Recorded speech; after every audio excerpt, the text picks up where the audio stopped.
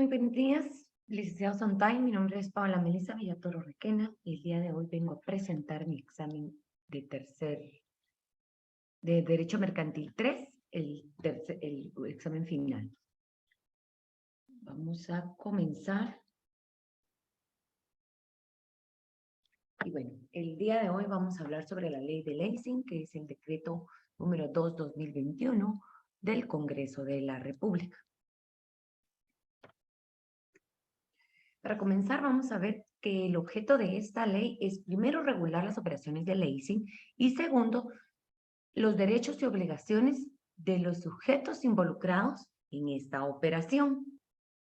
El contrato de leasing es un contrato mediante el cual una persona llamada arrendador adquiere para el uso de otra persona llamada arrendatario bienes a cambio de una renta, cuota o plazo determinado.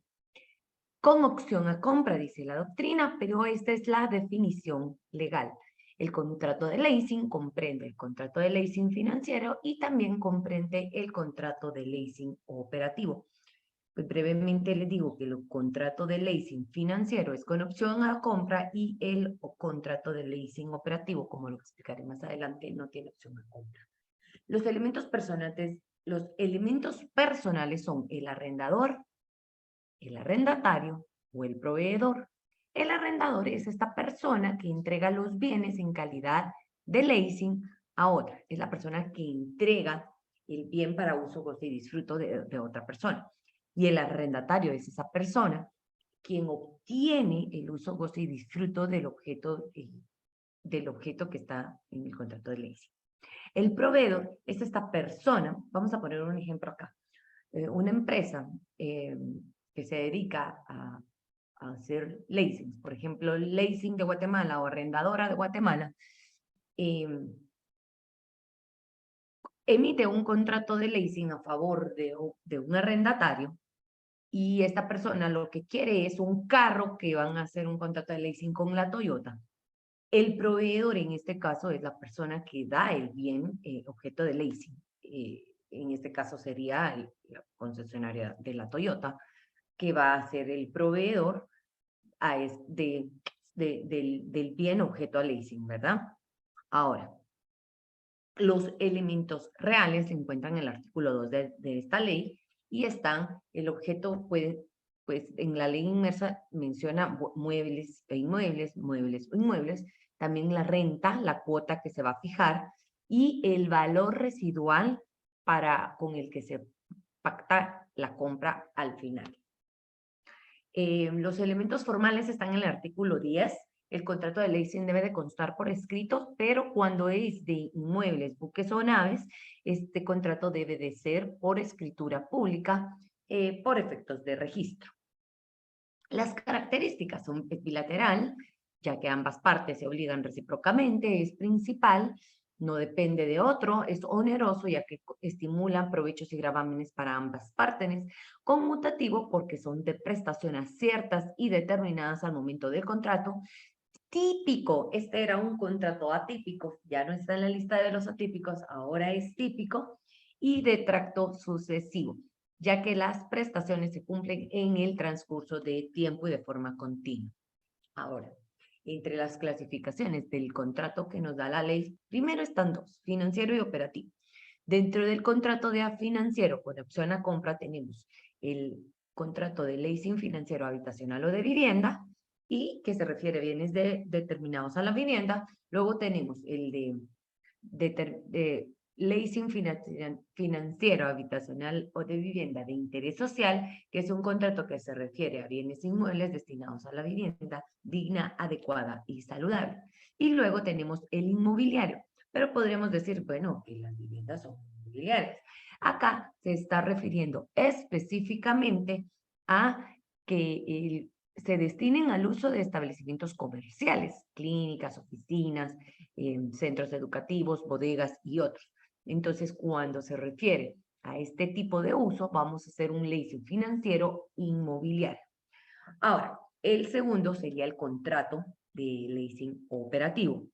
Y este se da sobre todo con estas cuestiones tecnológicas que se deprecian y que cada cierto tiempo hay que, por ejemplo, podemos pensar en el arriendo de impresoras o de fotocopiadoras, que son utensilios que se deprecian con el tiempo y se entrega con un plazo establecido, pero sin opción a compra. Lease significa arrendamiento. Y pues entra la duda que si se puede utilizar un vocablo sajón dentro de nuestras escrituras. Y sí, ¿por qué? Porque está en la ley. Leasing, arrendando o lease, que es arrendar, pues es un verbo en el vocablo sajón y que pues está tipificado y por ende lo podemos utilizar. Los derechos y obligaciones. Primero vamos a hablar brevemente de los derechos del proveedor y tiene la obligación de declarar si el bien objeto al leasing tiene alguna anotación, gravamen o desperfecto. Salvo pacto en contrario, el proveedor está obligado a prestar una garantía. También debe de aceptar al arrendador o al arrendatario los reclamos de los desperfectos que se hagan. También tiene que responder al arrendador o al arrendatario por los reclamos cubiertos por las garantías. Entregar el bien objeto de leasing al arrendador o al arrendatario cuando el arrendatario cuando el arrendador lo autorice. Y también cumplir cualquier otra obligación que se obligue por el contrato de leasing. Ahora, vamos a ver al arrendador.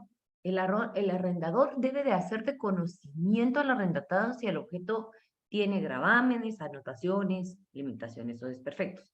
Deben entregar ese bien libre de contratos, libre de gravámenes, anotaciones. También puede enajenar o negociar todos los derechos de crédito. La empresa puede tener un montón de derechos de crédito y él puede básicamente ceder esos derechos de crédito con un contrato de factoraje. Lo puede hacer perfectamente. Cumplir con las obligaciones tributarias que deriven de los contratos. Debe de cumplir con las demás obligaciones acordadas entre las partes y también inscribir el contrato de leasing en el registro de garantías mobiliarias en el Ministerio de Economía. Ahora, el arrendatario debe pagar su renta, debe de ser responsable por la pérdida y destrucción del deterioro de la cosa. Es el único responsable penal y civilmente de cualquier daño causado por el uso o disfrute de la posesión del bien. Si no ejerce la opción de compra, deberá devolver al arrendador en estado de servir y con deterioro razonable. Corresponde al arrendatario todos los gastos extraordinarios y ordinarios para su conservación. El arrendatario es responsable de pagar todos los tributos. Ahorita más adelante vamos a hablar un poco de los tributos. Únicamente cuando cuente con el consentimiento expreso del arrendatario puede ceder el uso del bien. Debe de estar acordado entre el arrendador y el arrendatario si se puede hacer esto o no. Únicamente cuando se tiene con el consentimiento expreso. Y es obligación del arrendatario contratar una póliza de seguro. Ahora, vamos a ver que la ley de leasing puede dar por vencido un plazo o poner fin en cualquier momento y en principio no es posible porque la ley establece que son de cumplimientos de plazos forzosos, salvo pacto en contrario. Si una persona quiere pues desistir de eso, tiene que pagar todas las cuotas que están por finalizar el contrato. Ahora, si en un leasing se ejerce el derecho a opción a compra, ¿sobre qué valor se paga el impuesto? Si es primera compra, pues es como cualquier compra, se paga el 12% de IVA. Pero si es segunda compra, es un 3% en valores de timbres fiscales y se hace sobre el valor residual. ¿Cuál es el valor residual? El valor residual es el valor que se pacta para hacer la compra al final del arriendo. Sobre ese valor residual es que se paga el impuesto.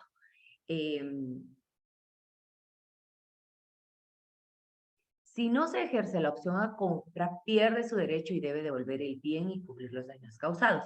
Y el arrendatario es el responsable de registrar donde le corresponde. Si el arrendatario no hace los registros respectivos, el arrendador puede cubrir esos y luego exigir el pago por el incumplimiento del arrendatario de hacer los registros respectivos. Ahora, vamos a hablar por último del régimen procesal. Para cobrar las rentas en juicio ejecutivo, para la desocupación puede ser sumario o ejecutivo, pero también existe un nuevo procedimiento que es un procedimiento abreviado de desocupación de entrega de bienes a cargo de los notarios. Ahora bien, ahí se me fue a mí una vez de vaca, perdón, bienes. Vamos a hablar brevemente del procedimiento abreviado y pues genera un poco de abierto a discusión sobre si es inconstitucional o no, porque pues la Constitución establece que solo los jueces tienen esa potestad de juzgar, pero pues acá le cedieron a los notarios y de hecho puede hacer ciertos apercibimientos, como lo vamos a ver, que pues sería un bonito tema de discusión si hay una inconstitucionalidad ahí o no. Pero bueno, paso 1, el nombramiento del notario para proceder el procedimiento abreviado de desocupación en acta notarial. Se debe de hacer un acta notarial para el nombramiento del notario que va a hacer el procedimiento. Luego tenemos en el paso 2, presentar la demanda ante el notario. En el paso 3, el notario requiere de pago en 24 horas. También, si pues, por ejemplo, el incumplimiento, se da un contrato, se efectúa un contrato donde la persona se tenía que cumplir que en el plazo de 3 años debía de cambiar las tejas de la casa, por ejemplo, o hacer alguna modificación y no lo hace, entonces acá no se está procediendo por un cobro de rentas, sino por un incumplimiento al contrato porque se está deteriorando el bien y se le está exigiendo que cumpla su parte de cambiar las tejas, por ejemplo. Tiene un plazo de 15 días para hacerlo. El notario lo puede requerir el cumplimiento de eso. El paso 4 sería acreditación en pago en 3 días. El paso 5, el notario notifica las resultas del proceso. En el paso 6, si no se acredita el pago, se requiere el notario que fije 30 días para la desocupación. Y luego, si no desocupa, hasta aquí se puede pues solicitar ante un juez para que se haga la desocupación pues por el uso de la fuerza. Y solo brevemente, porque creo que me salté esa diapositiva, los elementos reales está el... Ah, no, sí lo dije, licenciado, sí lo dije. Y pues bueno, esa es mi presentación, pero por si no lo había dicho, los objetos muebles y inmuebles, la cuota es la renta que se va a recibir y el valor residual, que es el valor que se va a dar por la opción al finalizar el plazo para la opción de compra. Entonces, pues, esa ha sido mi presentación el día de hoy. Espero la calificación y la verdad, pues, me gusta mucho esta metodología porque, pues, tratar de explicar en conciencia y el aprendizaje, pues considero que con la guía que nos ha dado, ya es cuestión de cada quien. Entonces, he aquí mi examen final. Mucho gusto, licenciado. Nos vemos.